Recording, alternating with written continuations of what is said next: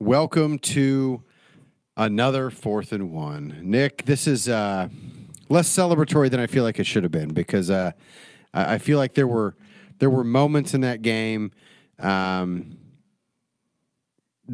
I was confident that this was going to be when Patrick Mahomes really started to write his legacy, that we were going to see that passing of the torch moment.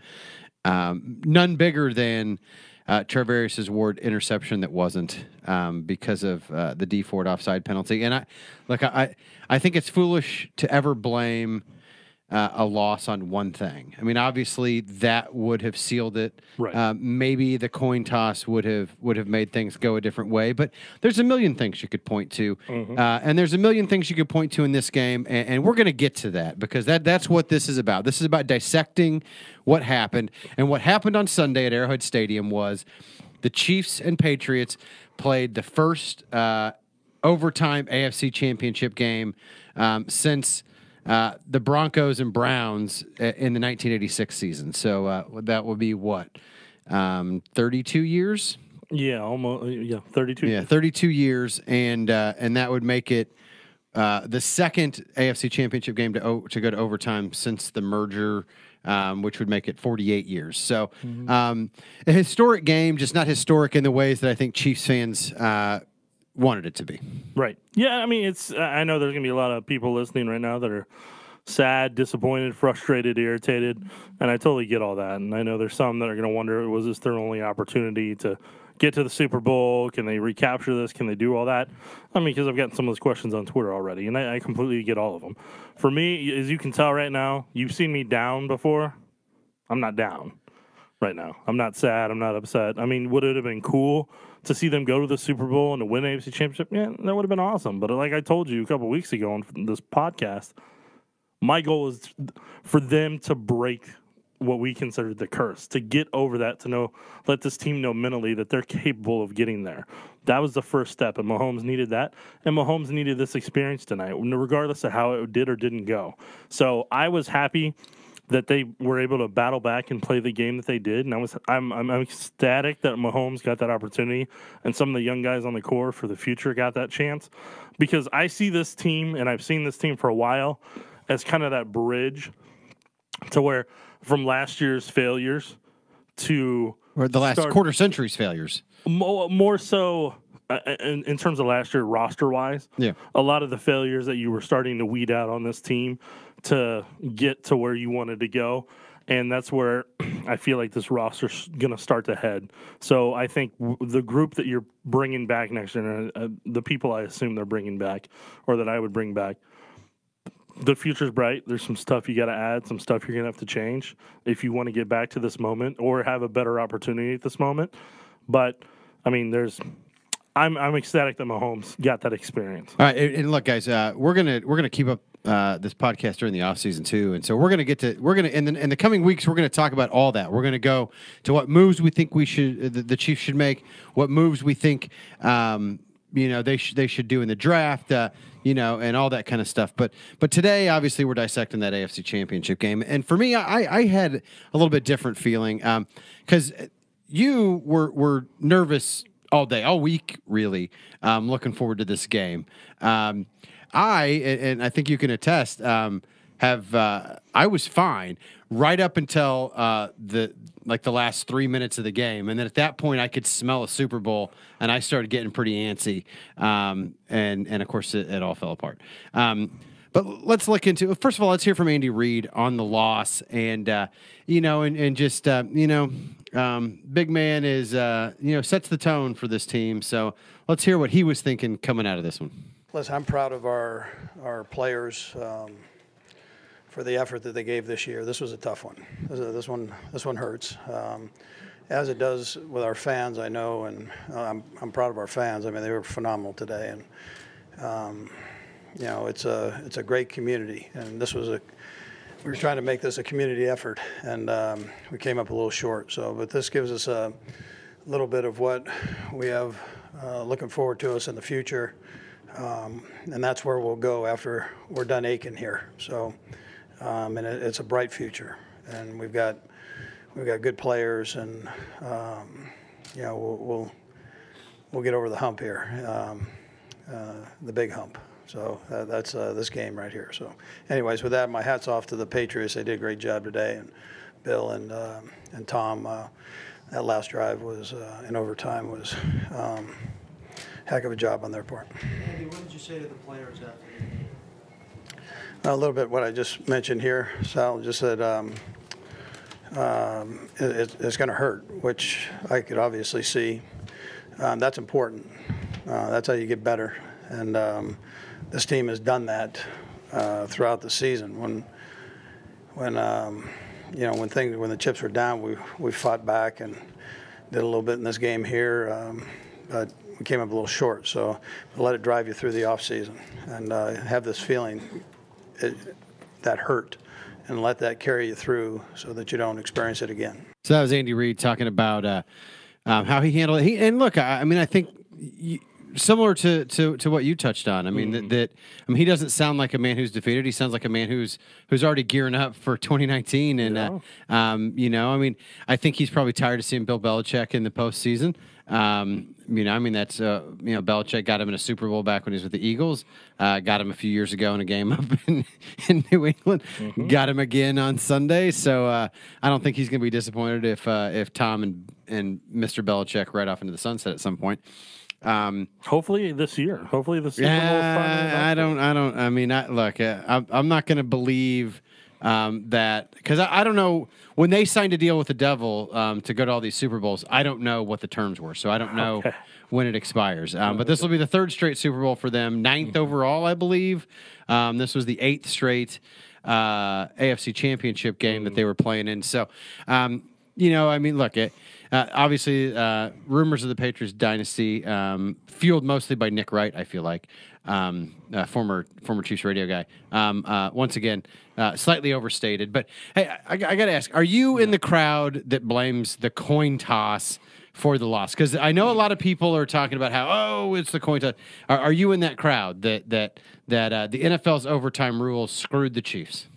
No, because the Chiefs had plenty of opportunities before it even four whole quarters before they that, had, right? they had a whole first half to put stuff together and to score even 1 point. Yeah, to take the punches and the counter punches, and they had their opportunities in the first half to make sure that it never came down to the final 3 minutes. They had a whole week to figure that out and to assume what Belichick and them were going to do. I mean, they had all the opportunities in the world, and it took them until halftime to make the proper adjustments to do it. So that's on the coaching staff on both sides of the ball. That's on them. I agree. I think they got out coached. In the first half, they certainly did. Well, and in the final 2 drives defensively, they did. No, I was going to say, I would argue at the beginning and the end of the game, they got out coached on defense, and the first half they got out coached on offense. Yes, I think Belichick had Reid's number in the first half, and I think that at the outset, Josh McDaniels had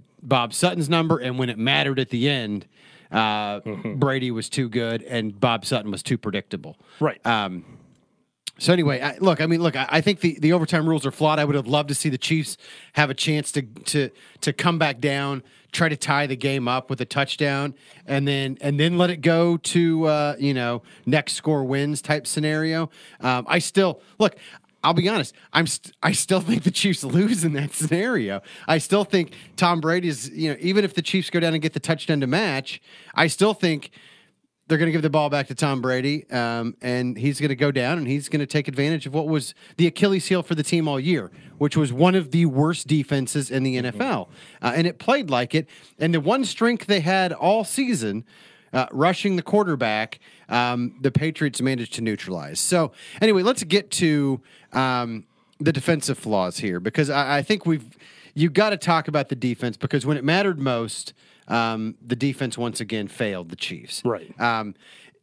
So we've already talked about the NFL overtime rules, and I don't think either one of us blame that strictly for it. No. What about D Ford's offsides penalty? Because obviously that interception, if that interception Charvarius Ward had, should have ended the game.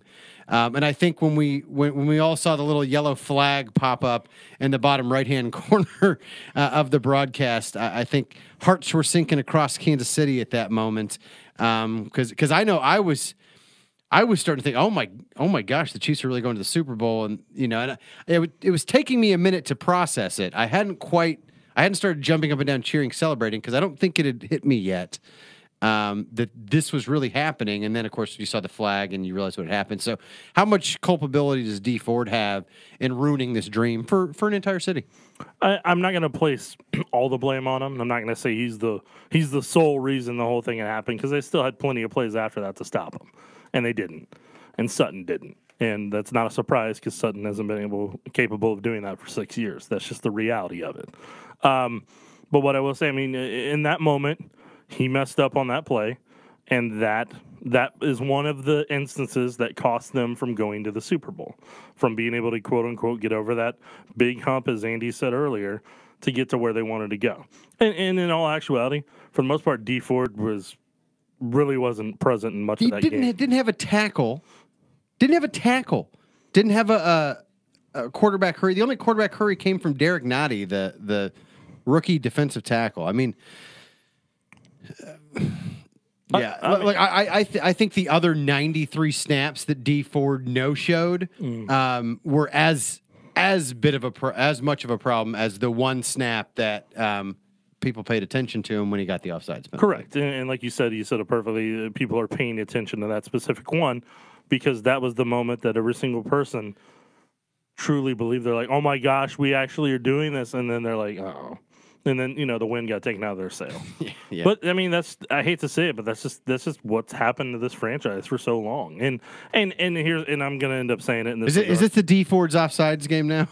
No, to me, it's I'm gonna call it the routine Sutton failure. Can we work butterscotch in there somehow? However you want to. I mean, that's just the way it is, man. I mean, at the end of the day, elite quarterbacks always expose Sutton's predictability, and they always do it.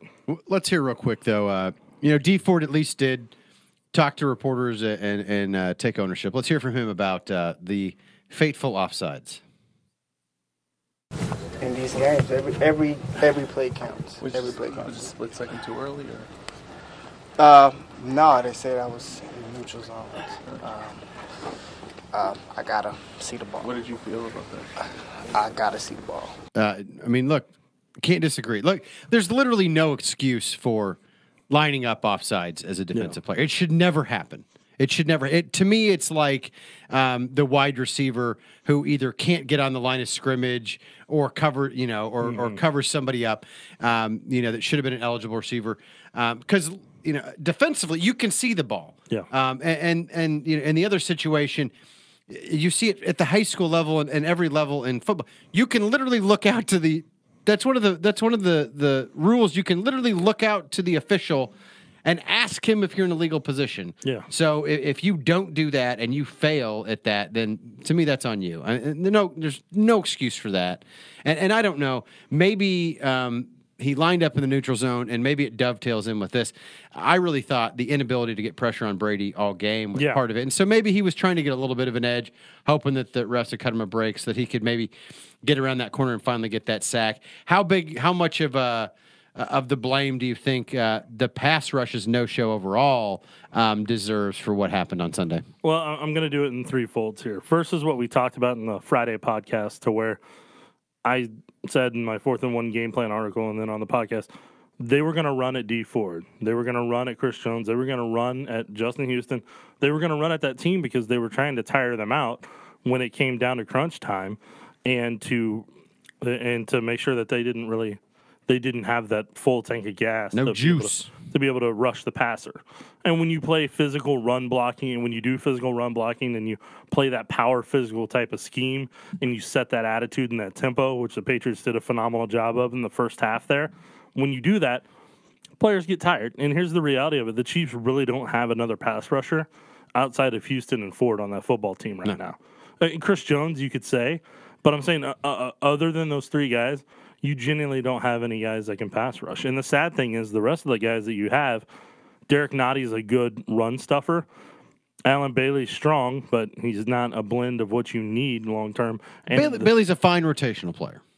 Yeah, but we'll see what happens in free agency. But my point is, you don't have a good blend in your rotation to where you can rotate this guy in your run defense and not lose anything. You can rotate this pass rusher and not lose anything. You don't have an even balance on that defensive line. So whenever somebody schemes at it in that specific way, they're going to exploit it.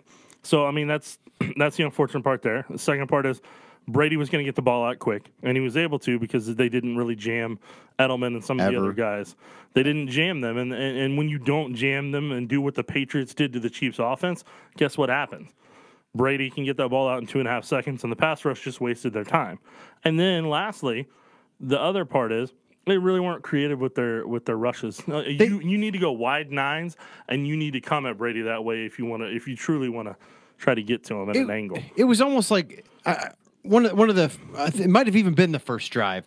One of the few times that the Patriots passed, the Chiefs did bring kind of an exotic pressure. They tried it, and it didn't work, and it didn't get home. And I feel like it was almost as if Sutton said, "Well, that didn't work," and just like threw it out. And I'm like, I was like, oh, because I was so happy that he had at least tried it. Sure. And I thought, oh man, maybe he. Is gonna do what he did in the second half against the Colts. Maybe he's gonna bring, some fire, and it wasn't there, And then, and we'll get to this here. Sutton's inability to solve the third and long puzzle. They didn't do a good job, especially early, of winning on first and second downs, and creating those third and long situations where the pass rush could have been more effective. In fact, they were terrible at it. I think they only had 1 third and long in those first 2 drives, and they gave up the conversion on it. But it was maddening to watch them down the stretch in 3rd and 9, 3rd and 10, 3rd and 8. Tony Romo's literally calling exactly what they're going to do in a play to Julian Edelman, another one to Julian Edelman, and on the slant to Gronkowski. And if Romo can do that watching from the booth, you've got to think somebody in the Chiefs organization could figure that out too. Should. And that's what they get paid for. And they didn't. And it just felt like the Chiefs had decided this is the coverage we're going to run in 3rd and long. And then when all evidence showed that it wasn't going to be effective, because the Patriots, by the way, converted 13 of 19 third downs, and a lot of them of the 3rd and long variety. When all evidence, all empirical data that you had said this plan that we had is not working, rather than adjust it, they just said, no, we're going to stick to our guns, and it burned them. They got roasted. Well, and that's part of Bob Sutton. That's just kind of who that guy is when he plays elite quarterbacks. He gets into a certain pattern, and that's what he does. That's why Rodgers picked him apart a couple years ago, and that's why Rivers picked him apart on that Thursday night. He really exposed him over the middle to where Rivers was able to take full advantage of it, and they did that again today because the problem is that a big problem is that Sutton just tries to do so many. He thinks he's doing all these different things to keep the quarterback guessing and stuff. But at the end of the day, if I can predict what you're going to do, and with Edelman, the way they just kept motioning him because they knew they were going to get free releases, and they just worked him over the middle. And he's one of the smartest route runners there is. Yeah. So he knows where to sit down in zones if you're going to run that. You have to jam him to disrupt the time. Bob didn't do that. He didn't. They obviously didn't work on it during the week, or if they did, they didn't execute it in the game.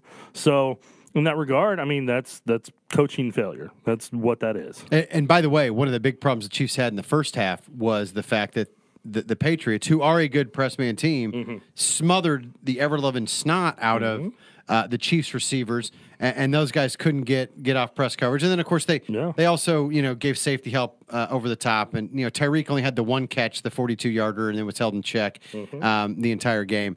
Want to go through 2 players real quick. And run out of time in this A block, but Eric Berry obviously played. He played in 3 games this year. The Chiefs lost all 3. Not that it was necessarily Eric Berry's fault. They were playing the Chargers, the Seahawks, and the Patriots. Those are 3 playoff teams, 3 teams that had very good seasons. But was it sad to see Eric Berry getting roasted by Rob Gronkowski in 2 really key situations? They're late in the fourth quarter, and then again in overtime on that slant. because that very well, I mean, that may be the last we've seen of Eric Berry with the Chiefs, in any meaningful sense, and that just didn't feel fitting to me. Well, I mean, when you're putting him in that position, he's getting isolated like that against Gronkowski, who's played a majority of the season, and Barry, who, like you said, barely in his third game. He's going to be a step or two slow because he hasn't been out there on a regular basis. So that's going to happen. And he was a step or two slow against Gronkowski, who's got a laundry list of injuries recently. Yeah. And Gronk's not at 100%. I mean, that's the reality. And I know the report came out on Sunday morning that he's debating about retiring and going into acting here pretty soon. Yeah. So this is kind of his. Thought about it last year too, I think. Yeah, and this is kind of his swan song, and I've always kind of considered that to be I think this is Gronk's kind of final tour of playing football, and so, I mean, he's a shell of his former self. Yeah, but other than run blocking, where he's still amazing. Yeah, but he got Barry on the vertical route late in the fourth quarter, and then he was able to sell that vertical again, got Barry to take a false step outside and then just roasted him on the slant. So. And what I'm getting at is, and Sorensen wasn't there. Yeah, and what I'm getting at is Barry Gronk to me is at like 60% of who he was, maybe 50, and Barry couldn't even stop that. Yeah. So I mean that's kind of where the concern is, and I know it came out that Eric Berry may have surgery to repair the issue that he has, and and I'm just saying if that happens, that's another that's another long recovery, and who knows how that's all going to go. Almost wish if that was the case, if that's the decision you were going to make, do it back in August. It should have been done. Yeah, if that's the road you were going to go down and you still want to play, then you should have done it a while ago. Do it back in August. So what's the best hope, that he comes back and he's healthy from that, or are you hoping that maybe at some point talk of a medical retirement picks up? Because obviously the Chiefs can't get out from under his contract without it being a massive cap hit this year. So I'll be curious what they chat about and what they entertain in that regard. I personally, I'm kind of hoping everybody just goes their separate ways. I think it's time for everybody to just kind of move on in that regard. But he may want to come back and go to Super Bowl and do this and that and think that he can, and that's fine. So, I mean, we'll see what happens. But it's that's what I'm saying. I feel like this was a changing of the guard game in terms of where they need to go. The other guy, Anthony Hitchens, and look, he ended up with 14 tackles, tied for the team lead, 7 solo. He's a guy that the Chiefs are paying 5 years, $45 million. I mean, they're locked in with him again next year because he would be $17.7 million in dead cap if they tried to cut him. He was terrible today. I don't care if he had 14 tackles. He got run over, pushed back. He is not what you want from middle linebacker, and I mean, I think he was a major part of the problem with that defense. Well, and here's where I'm going to defend him in this regard, is that one, he's in the wrong scheme to begin with. He should be in a 4-3. I understand, but you knew what scheme you ran when you signed him. Yeah, no, and that's where that's part of that's on the defensive coaching staff, and then another part of that's on the front office and them not being on the same page in that regard. I mean, what you saw on tape from him coming from Dallas is he's just as athletic as Derek Johnson was in that regard. He's a solid zone coverage, linebacker. He can drop back better than Ragland, obviously. And he's kind of on par with Dorian O'Daniel in that regard. I know, but I'm talking. Hey, Ragland did drop back and get a pick today. I'm talking with what's on the roster. And the other thing is, Hitchens is a guy who's a downhill attack type of individual. That's where his skill set is. So when you make him read and react, you waste his skill set, you waste your scheme, you waste your time. So again, that's where that marriage didn't work between the front office vision, in my opinion, and the defensive scheme. Well, but even when he did get downhill against the run game, he missed tackles, and even when he did meet the guy in the gap, he got bowled over and pushed back by running backs who he outweighs by 20 or 30 pounds. I just wasn't impressed with his physicality, and I think that you needed somebody at the inside linebacker spot who could set a tone. You needed somebody who could be a thumper. I thought maybe Reggie Ragland could, but he's too slow. Yeah. And he's too ineffective. You can't use him all 3 downs because of that in a lot of situations. Mm-hmm. It's why Dorian O'Daniel, who was missed sorely today, by the way, or at least in the AFC Championship game. Yes. I feel like they really could have used him, but Hitchens was supposed to be that guy, and I just think that. Well, I just hope that they switch defensive schemes next year, and then if they do that, maybe he can be a little bit more effective. Maybe they can find better ways to use Chris Jones, assuming they bring him back and things like that. And then I think the defense. I'm not saying that he's not talented. I thought he was incredibly disappointing throughout the entire season. And like I'm essentially what I'm saying is, in my mind, he's a 4-3 linebacker. You got to decide if he's a Will or he's a Sam linebacker for strong side, or weak side.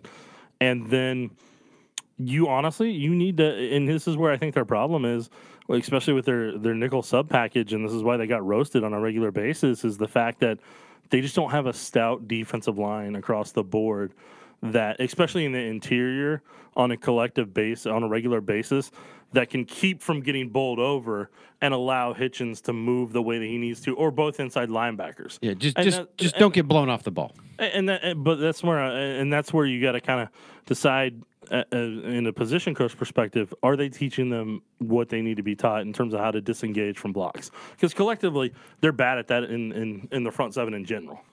All right, guys, we're going to come back. We're going to talk a little bit more about some of the other glaring problems that cropped up and cost the Chiefs the AFC Championship game here on 4th and 1. Welcome back to 4th and 1. And look, if you're not joining this podcast 27 minutes in, then you heard us tear apart the defensive performance. A lot of blame to go around. I think anybody else that's worth singling out there. I thought Daniel Sorensen was kind of he struggled in the first half. Yeah. Well, he struggled in the first half. He was pretty bad trying to defend James White when in the screen game and stuff like that. But man, late in the game when they needed some plays on that 4th and short, that could have, if the Patriots kick it, could have ended that game in overtime or forced the Chiefs to go for a touchdown. An interception too. But Sorensen made a great play, great individual effort on that 4th and inches.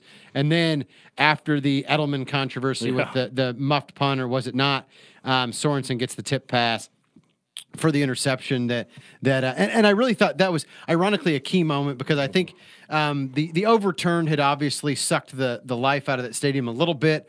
But I think even if the call had stood, I think that the 5-minute delay, 6-minute delay, whatever it was, to sort all that out had kind of killed the momentum. And then when the very next play, the Chiefs defense came up with an interception, I thought it really brought some energy back into the building. So in a weird way, I think it kind of worked out to the Chiefs' favor in that moment that the call went against them. And Sorensen made some big plays. And look, he had 14 tackles, 11 solo. So at the end of the day, I think you got to say, Sorensen, he gave you everything he had. I will never question that. Yeah. But look, man, let's not let the offense off the hook, because they got shut out in the first half, man, and that's inexcusable. I know the Patriots had an 8-minute drive to start the game or whatever it was, but that's just inexcusable. Let's hear from Patrick Mahomes, Travis Kelce, Mitch Morse, and Andy Ford talking about this loss, and kind of what went wrong. We have a lot of young guys on this team, and it hurts. It hurts everybody. We knew we had the opportunities this game and this season, and we put in the work, but we know that this can be a building block. It can be something that carries us in the future. I mean, right now it's the end, but hopefully it's just the beginning of a long time. Frustrated with how I played personally. Just got to be better for my teammates. The way we fought, I mean, can't ask for more out of the guys. It's just kind of in a loss for words, man. It's a hell of a run. And it hurts to see it end the way it did today. I think the position we were in was kind of brought about by our, the offensive line in particular, just the poor execution in the first half. We scored 31 points in the second half, but we can't put our team in a position. Our defense battled like sons of guns, and when you lose a heart-wrenching one, in the overtime, it's terrible. It's tough. So for us, it's just, I got nothing for you except it's gut-wrenching for sure. It still feels like the end, but once we get over it, it'll be the start of something special. All right, that was a whole host of guys: Mahomes, Kelce, Morse, D. Ford. All right. So where do we put the blame on this offense? I mean, Mahomes wasn't great. In the first quarter, he came out, overthrew the ball. I thought he was trying to force some passes to Sammy Watkins early, and then obviously takes that sack on the third down in the first quarter that took him out of field goal range and cost him some points there. But was it on Andy? I mean, we're so used to seeing Andy do, like script 15 plays that go out and put points on the board. Was it just on? Is it as simple as Bill Belichick getting a second bite at the apple was just better than Andy today? For the first half, the Patriots they gave the Chiefs something they'd never seen before. Because I know you and I kind of talked about you thought the Ravens had thrown everything possible at them. I think it was you and I talked about it. I can't remember at this point. Somebody talked about it. Yeah, somebody talked about it. And the Patriots gave them some new stuff that they hadn't seen before, and they didn't have an answer for, and they weren't expecting. But I feel like, the offensive line, the interior of the offensive line was having trouble passing off stunts and twists that they had seen. If they presumably they watched the film against the Chargers, they saw what they did the week before. And that's one of the flaws of their O-line coach Andy Heck. I mean, as I've said before, and people are probably tired of hearing this, the nameplates change, but the issues remain the same in that regard. To where his interior offensive line struggles with that year in and year out, and then when they finally get some guys who can do it, they end up becoming free agents and go elsewhere. Yeah. So then that's just kind of the reality. And, the offensive line had one of their worst pass protection games. And the thing is Pat Mahomes has been able to overcome some of it because he could get outside the pocket. He did today. He in the first half, the way they were rushing up the field, they were trying to contain him like you would do with Russell Wilson. Yeah. And he was not a fan of that. So, they threw their best things at the O-line and at Mahomes, and they disrupted the timing like crazy with how they pressed, and it was not ideal all around. Yeah, and the inability to generate a power run game, which we talked about how that was one of the areas where we thought Kareem Hunt made a difference, and it was glaring. Look, Damian Williams played fine, but 10 carries for 30 yards, and the offense they didn't have a power run game. When they got in trouble there, they couldn't just line up and smash the Patriots in the face like the Patriots had done to them, right? And force them to back off, force them to start playing a little bit more zone, force them to stop, playing the press man. They didn't have that without Kareem Hunt, and it hurt them. Right, and that's kind of the thing that I think was the biggest problem for them. Like you said, is when teams have done this throughout the year, especially up until the Rams game, because I believe that it's the last game he played. Up until the Rams game, whenever the Chiefs got in trouble, they turned to Kareem offensively to help guide them through it. And he would run over somebody or hurdle somebody. Right, and he was kind of that fire starter that was always their solution to any of the problems that they had on offense. Anything that a defense threw at him or stuff was a little too big for Mahomes, like just hand it off to Kareem or pass it to Kareem and let him work his magic. And that was what they were able to do. And then they lost that identity, like we talked about on the Friday podcast, multiple games, and they were trying to figure it out and get it back. And here's the reality about Damian Williams. In my opinion, he doesn't see the holes well. He has speed. When you get him out in space, he does great. But and he's a good pass catcher. Yeah, it's just he doesn't see the field the way that Kareem was able to and make the cuts the same way and break tackles and have the balance and have everything that Kareem did. And this is where the Chiefs desperately missed his presence. And this is, in all honesty, and this is what's the saddest thing, and I know it's going to bum some people out and some people may disagree. If Kareem doesn't put himself in the situations that he did, and they had him on the football field today, I 100% believe they're in the Super Bowl, and they wouldn't have had the issues they did in the first half. I think that Colts game would have been a bigger blowout the week before. Yeah, I think it's very possible, and that stinks because I think Kareem put the Chiefs in a position where they had no choice. Exactly. And he had to watch that game from wherever he was at if he did. Yeah. Well, and that's the thing. I'd like to.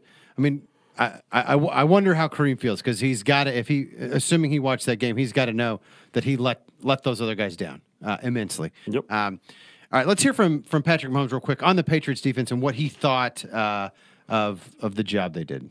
They challenged us. They came up, played man. Not a lot of teams have this year, and they put people in our face, and they see how we responded. And the first half we struggled. We couldn't make anything happen. But then the second half, I feel like our guys took the challenge, and they were doing the same things, and we were just winning. And you have to do that. You have to find ways to win against one-on-one matchups, and we found ways in the second half. All right, that's Patrick Mahomes. And here's the good news, man. A lot of teams are going to watch that game film, and they're going to say, hey, if you're going to beat the Chiefs, you got to get up in their face. You got to play man. And I think a lot of teams are going to try to do that. And so if I were you, I would take Tyreek Hill early in your fantasy drafts next year, because if teams do that, I feel like Tyreek is going to go nuts. Well, and that's where the Chiefs, and we'll talk about this more in depth throughout the offseason, is that's where the Chiefs, in their regard, they're going to have to continue to evolve as an offense and continue to add pieces, because defensive coordinators are going to watch that game. They're going to watch Ravens game. They're going to watch all of them, and they're going to throw some good game plans at them next year early on in the season to be able to confuse them. And the Chiefs are going to have to evolve as an offense to where they can constantly stay one or two steps ahead of a team like the Patriots did to them in the AFC Championship. Last thing I wanted to mention on the offense, and Travis Kelce hinted at it when we heard from him earlier. Man, I didn't think he played terrible, but I thought he had two just massive drops, and it's a problem we've seen with him.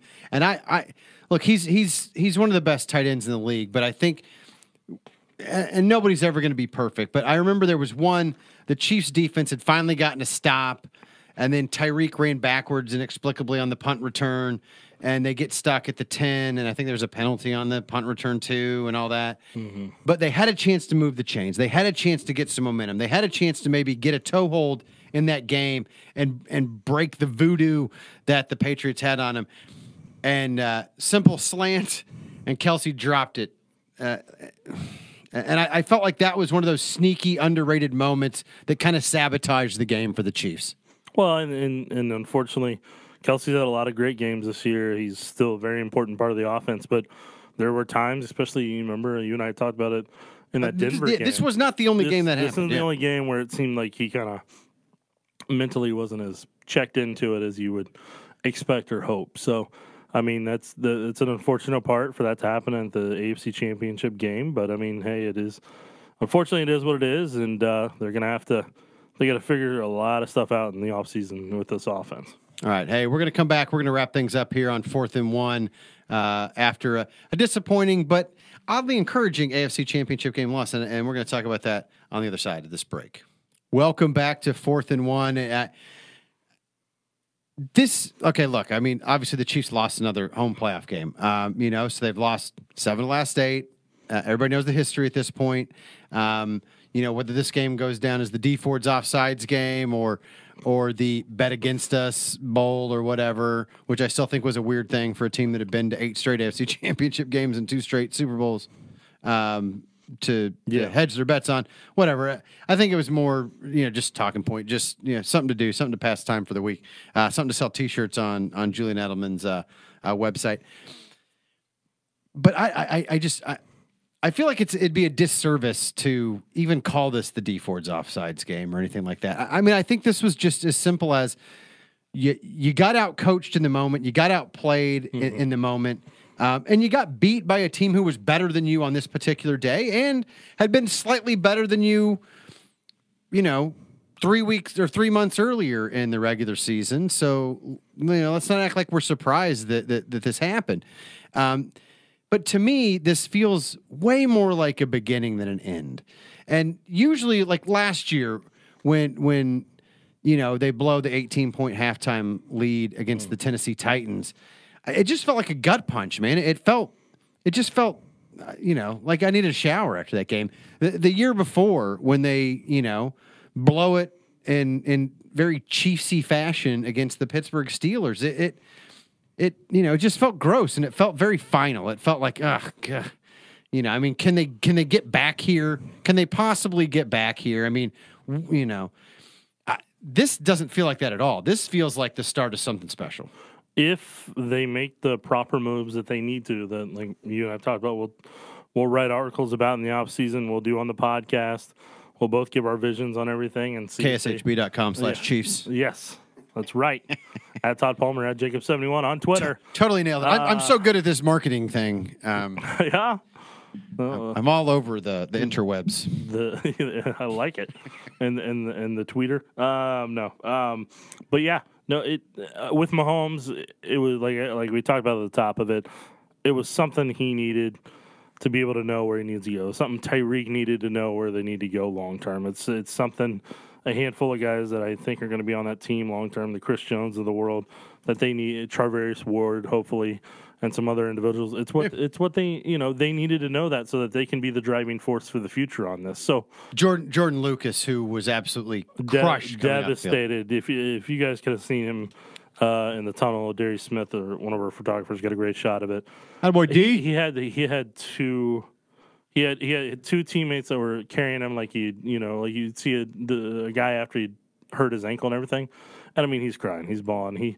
He gave everything he had, and he was so frustrated about how close they were. And I'm sure he's blaming himself for something he may have not done or something. Tackle he missed somewhere. Yeah, just something. Every single guy is going to go through that this week and have that in their head and be like, if I had done this, could this all have been differently? Is that what kept they're going to listen to the podcast and be angry? Yeah, at us. So, guys, we do not work at this TV station. My name's Mick Schaefer, and I like to be punched in the face. Anyways. Just kidding. Please don't punch Mick Schaefer in the face. He's a very nice man, and he's got children. Think of the kids. So, anyways, moving on. It just I feel for a lot of those guys, but at the same time, like Andy Reid said it best, I think a lot of those guys need to take those what ifs and take that experience and that frustration and use that as your fuel to get back to that point. And that's kind of what they're going to have to do. And I know Mahomes is going to do it. Yeah. Mahomes is going to be relentless, dude. That dude tasted the closest you could get to the ultimate prize. And I know he wants to hand that trophy to Clark Hunt. So, the Lamar Trophy and the Lombardi Trophy. And Mahomes is going to be the driving force going forward that puts these guys in that mentality to where they treat every series, every play in the future like that. So that's what I'm so excited about, is that they had that opportunity for him to experience that, to bring that down the road. Just make sure he's in bubble wrap all during the off season. Yeah. But look, I mean, I agree. The future's bright with him. If you've listened to this podcast, you knew long before Adam Schefter tweeted anything on Sunday morning that because Therese Paylor of Yahoo Sports, friend of the podcast, has been talking about how Patrick Mahomes is going to be the first $200 million man. Said it many times. And it's going to be after next season. But the other part about that is, next year, Mahomes is only going to count $4.4 million against the cap. If ever there was a time for the Chiefs to throw some cash around and invest in pushing for a title, and then let the chips fall out from there when you had to pay Mr. Mahomes his money, and let's face it, they're going to pay that man.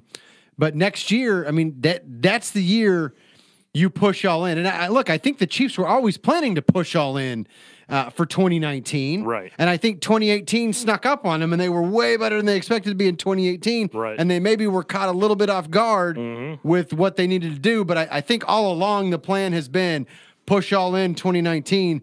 We got that. That's when the Super Bowl window is wide open. So, I'm not saying that Patrick Mahomes is going to have 5,097 yards and 50 touchdowns again. That'd be absurd. It's only happened twice in the history of the NFL that a man's done that in the same season.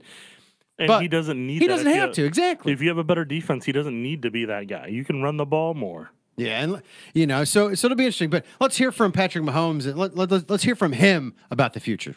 Yeah, I mean, just not starting how we wanted to start. We scored like 31 points in the second half. Both games we played them, and so you just got to find ways to start better. It's something I'll look back on for my entire career and use it as something that I can find ways to win these games whenever I'm in them. Well, and I think there are going to be a lot of postseason wins ahead. And look at that; he's already looking about how it helps him in the future. Yeah, that's what a true competitor does. I think there are going to be a lot of championship games and postseason moments ahead for Mahomes. And interesting. Yeah. It seemed like Mr. Tom Brady may feel the same way, right? I mean, if you've looked on Twitter, you saw the report from Jeff Darlington of ESPN that said that Brady spoke with a chief security guard and wanted to chat with Mahomes after the game.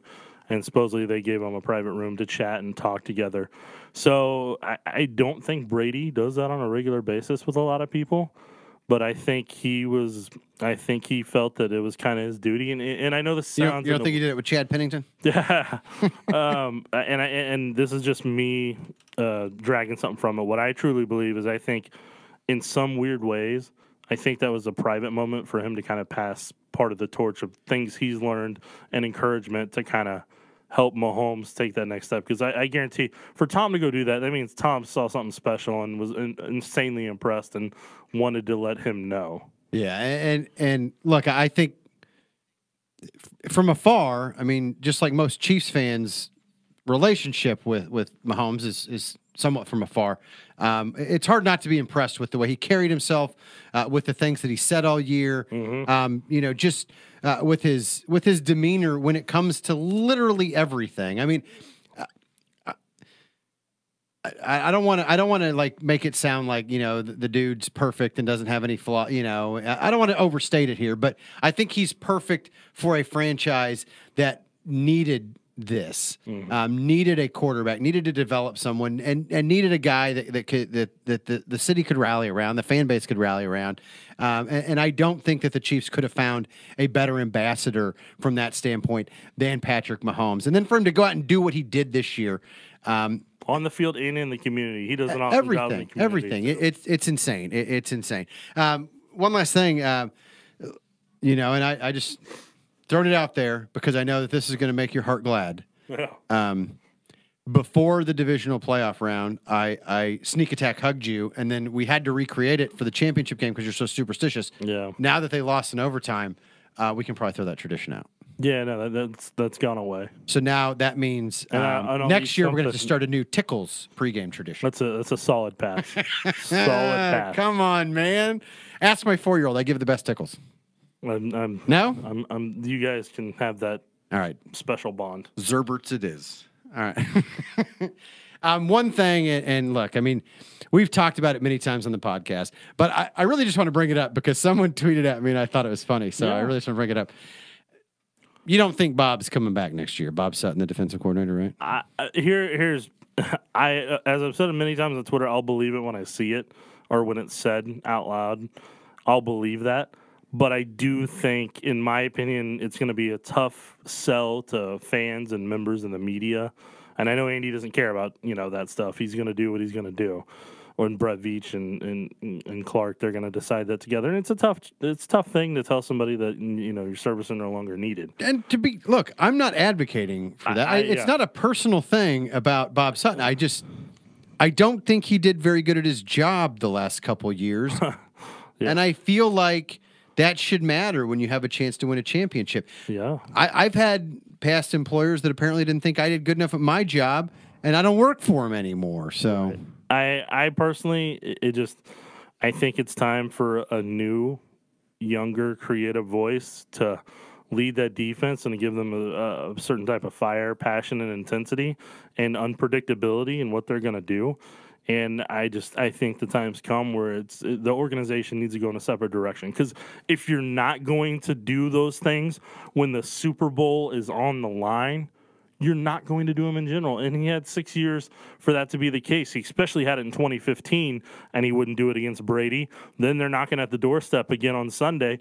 Didn't do it again against Brady whenever he had an offense that could help him out to where they don't have to tailor it to where the defense has to, carry the thing. So it is what it is, but we'll see what ends up happening. But that'll definitely determine a lot of my mood for 2019. Well, there you go. So just choose. Yeah, just do it for Nick. Because so what was it that was messaged to you on Twitter? Oh well, that's what I was going to get to. So somebody was very excited. They think that Tony Romo should be the new defensive coordinator since he knows what the other team's offense is going to do every play already. That is funny in that regard. I am all in. But he is watching it as it's happening, so it's not necessarily, it's easier to watch it up in the booth when it's happening instead of being like, there's only 3 timeouts you can call to be able to tell him that, hey. You don't think he can shout it fast enough, like he sees the alignment and he can yell, Eric, they're going to throw the slant to Gronk. Yeah, no, hey, he's a smart mind. He's a great commentator. I hope they don't lose him up in the booth. I enjoy listening to his games. And I think they tempered him back this year and tried to take that away from him. And dude, he was great tonight. And I didn't even get to hear all of it, right? Because of my other duties. But it was fantastic. The parts that I did get to listen to him. Yeah. All right. Are you going to watch the Super Bowl in 2 weeks, despite this week's heartbreak? Of course. I'm going to watch the Pro Bowl, okay? I'm going to watch it all. All right? I'm going to watch the Skills Challenge. Will you watch the Senior Bowl? Yeah, I hope to. I mean, I'm definitely going to DVR at worst case. But, yeah I'm going to watch it all. You know. Who impressed you in the East-West game? I haven't got to watch that yet, but I will watch that. And I will watch the NFLPA Bowl. I will watch it all. But what I do want to say is that I know somebody did make the comment to me through a text that they will remain nameless, and they're like, "Hey, so what are you going to do this offseason?" Like, this is 24/7 for me. There is no offseason when it comes to the NFL. I eat, sleep, and breathe that stuff. Shout out Sam Hartle. I believe that was Sam's text he was referring to. I was trying to keep him anonymous, but hey. Sam is one of the creative forces behind this podcast. So I didn't know if he wanted anonymity. I don't think. No, I don't know why he would. Well, I mean, he's got like a Twitter account too at Sam Hartle. We robbed him of that opportunity. That's right. All right. Well, we've decided that you get no privacy, Sam. Congratulations. All right. Who do you like? Are you going to be rooting for the Los Angeles Rams who won in overtime against the Saints and your old buddy Marcus Peters? Yeah. Who I'm sure had delicious gumbo with Sean Payton tonight. Gumbo bowl. Or are you going to be rooting for the Patriots? And understand that there is a correct answer, and it's a direct reflection of your character. I already know what route you're going to go with this, and I really don't Oh, care. you do you? At the end of the day, I don't care. But what I do about think, me? Or I'm talking about... You don't care who wins? Oh, okay. Yeah, but that hurt. That hurt almost as much as the guy who said that he doesn't like Dustin Colquitt on my Twitter too. Oh my goodness. He's been blocked. Okay? Yeah, he's been blocked. Okay. Yeah, I blocked him. I blocked him, and then I went and let him back in, and then I blocked him again. So that's why I can't see your Twitter anymore. That's right. No, but what I was gonna say is I fully expect the Patriots to go out there and win. I think this was in my opinion. I truly believe the Chiefs-Patriots was kind of the Super Bowl because that was a Super Bowl type performance, and I think with 2 weeks, Belichick against the Rams, oh boy, that's going to be tough. I will say this: I think that the Rams with Aaron Donald match up okay in terms of being able to do some things against the run that the Chiefs, quite frankly, couldn't do. And that's 100% true. So, and then with Talib and Marcus Peters, maybe they'll take away Edelman. They'd be the first in this postseason. So. Yeah. Good luck to you, Wade Phillips. But look, I'm going to be rooting for the Chargers because the Chargers. I was rooting for the Chargers last. The other Los Angeles franchise.